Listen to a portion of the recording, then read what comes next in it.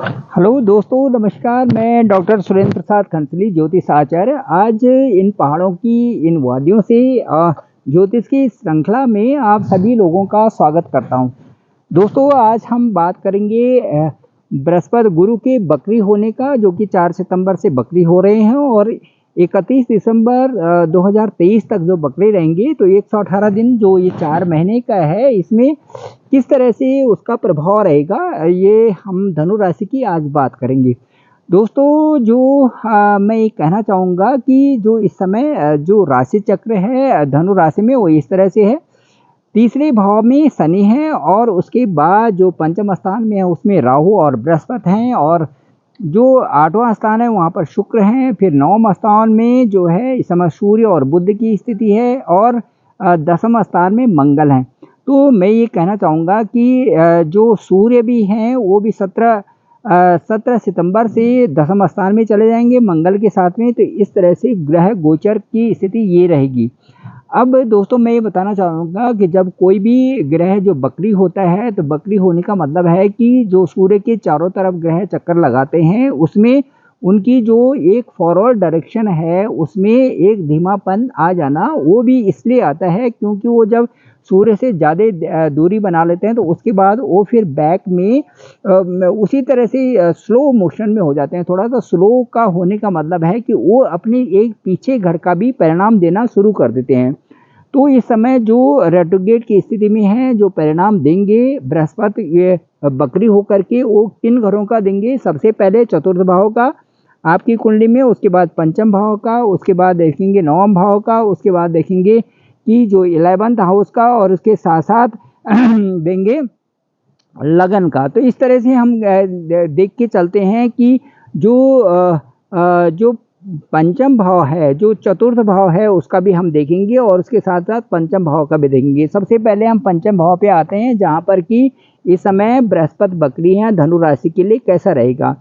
तो पंचम भाव में बकरी होने का मतलब है कि पंचम भाव दिखाता है संतान का भाव, लव रिलेशन का भाव, क्रिएटिविटी का भाव, धर्म का भाव, ज्ञान का भाव, हायर स्टडीज़, और ये सारी चीज़ें हम पंचम भाव से देखते हैं।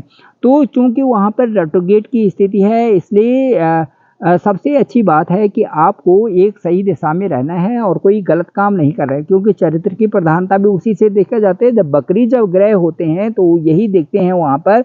और साथ साथ में शनि का भी शनि वहाँ पर तीसरी दृष्टि है। शनि इस समय तीसरे भाव में है, तो पंचम स्थान में तीसरी दृष्टि होगी। तो इससे मैं ये आपको ये बताना चाहूँगा कि शनि भी यही चाहते हैं कि जातक जो है सही रास्ते पर आगे रहे, सही दिशा में प्रयास करे। यदि सही दिशा में प्रयास नहीं करता है, उस समय जो प्रयासरत भी नहीं है, और साथ में जो है अच्छे कार्यों की तरफ उसका दिशा नहीं है, तो ये जो दशा और अंतर्दशा होती है बकरी होने की, उसमें परिणाम अच्छे नहीं मिलते। परिणाम अच्छे तभी मिलेंगे जबकि आप सावधानी पूर्वक उस दशा और अंतर्दशा में सही डायरेक्शन ले रहे होंगे और खूब प्रयासरत होंगे। कर्मों की जो गति होगी आपकी अच्छी होगी, तभी ग्रहों का फल अच्छा होगा। बाकी एक ज्योतिषी के बोलने से कि आपका अच्छा होगा, इसका संभव नहीं है। ये डिपेंड करता है आपकी होरोस्कोप पे भी, दूसरा उसके साथ साथ में कौन कौन से प्लेनेट बैठे हुए हैं, मैलेफिक हैं, कैसे है, किस तरह से है। बकरी ग्रह का दुष्प्रभाव पड़ता ही पड़ता है यदि आपकी स्थिति सही नहीं है। तो इसलिए आपकी जो धारणा और धारणा है, दोनों की दोनों अच्छी होनी जरूरी है।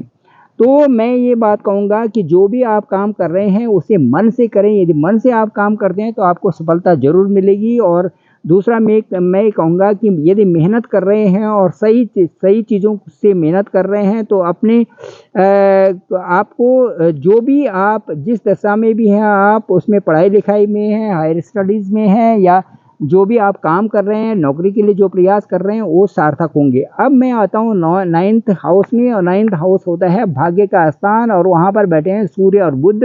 और 17 से वहाँ से बुध जो सूर्य हैं वो चले जाएंगे आपके 10वें स्थान में। तो 9th हाउस होता है पिता का स्थान, हायर एजुकेशन का स्थान होता है। और इससे हम मुझे ऐसा लगता है कि यहाँ पर जो 5वीं दृष्टि यहाँ पर राहु की भी है, 5वीं दृष्टि राहु की भी है। तो उससे मैं ये लगता है कि भाग्य स्थान जो आपका है इस समय सूर्य का है, वहाँ पर सूर्य वहाँ पर बैठे हुए हैं, बुध वहाँ पर बैठे हुए हैं। लेकिन राहु की दृष्टि भी है और बृहस्पति की भी जो रेट्रोगेट जो बकरी अवस्था में वहाँ पर स्थिति है। तो जो पुराने जो आपके काम हैं उनकी होने की संभावना है, कोई काम आप रह गया है वो पूर्ण होगा। और साथ साथ में पिता और गुरु से संबंधित जो आपका एक अच्छी फीलिंग्स रखें, अच्छी उनसे आपको लाभ मिल सकता है, मन की कामनाएं आपकी पूरी हो सकती है, संतान की आपकी प्राप्ति हो सकती है और बाकी जो मित्रों से पुराने मित्रों से भी आपका लाभ हो सकता है। क्योंकि यहाँ पर देखिए आप बृहस्पति की भी दृष्टि है बकरी होने पर और साथ साथ में जो है ये राहु की दृष्टि भी है आपके पंचम भाव पे है, सूर्य और बुध वहाँ पर पहले से बैठे हुए हैं।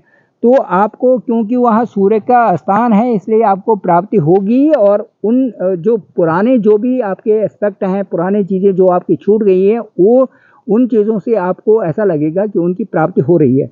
अब धनु राशि के लिए मैं बताऊंगा जो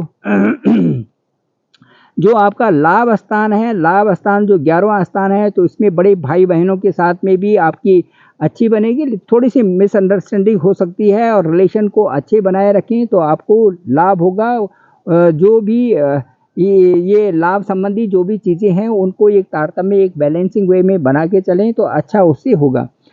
फिर मैं ये कहूँगा कि बकरी का मतलब होता है विपरीत विपरीत दिशा। तो इसी मैं कहूँगा कि जो आपके पंचम भाव से संबंधित जो पीएचडी है या रिसर्च की स्थिति है वो अच्छा रहेगा। राहु और गुरु ये थोड़ा सा माइंड डाइवर्ट कर सकते हैं यहाँ पे राहु, लेकिन मन को स्टेबल करके आप जो भी है उसको सही ढंग से चलाएं। प्रेम प्यार की स्थिति आपकी ठीक रह सकती है, लेकिन थोड़े से एक दूसरे में सवाल जवाब वाली स्थिति हो सकती है, नुक्का चुन्नी हो सकती है, तो उस पर ध्यान दें। मिसअंडरस्टैंडिंग होगी।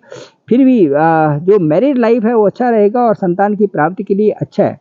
और जो आपका चतुर्थ भाव है इसमें प्रॉपर्टी से संबंधित जो भी आपको कोई भी चीज़ लेनी हो उसमें आप थोड़ा सा कहीं ना कहीं आप ग्रोथ के लिए गवर्नमेंट जॉब भी आपको मिल सकती है। प्रॉपर्टी डीलिंग भी आपकी स्ट्रांग है, आइडियाज़ अच्छे हैं, लेकिन थोड़ा सा इसमें आप किसी की मदद ज़रूर लें। और 9th हाउस के बारे में जैसा मैंने कहा था कि आपकी इसमें थोड़ी धार्मिक यात्राएं भी हो सकती है और मंदिर बनाना और कोई जो है किसी चीज़ को सजाना, घर के मंदिर को सजाना या स्पिरिचुअलिटी में आप बढ़ जाएंगे, प्रभु की तरफ आप ध्यान रहेगा। आप थोड़ा सा सुंदर सजा करके अपने घर में भी पूजा पाठ की स्थिति थोड़ा अच्छी बनाएंगे।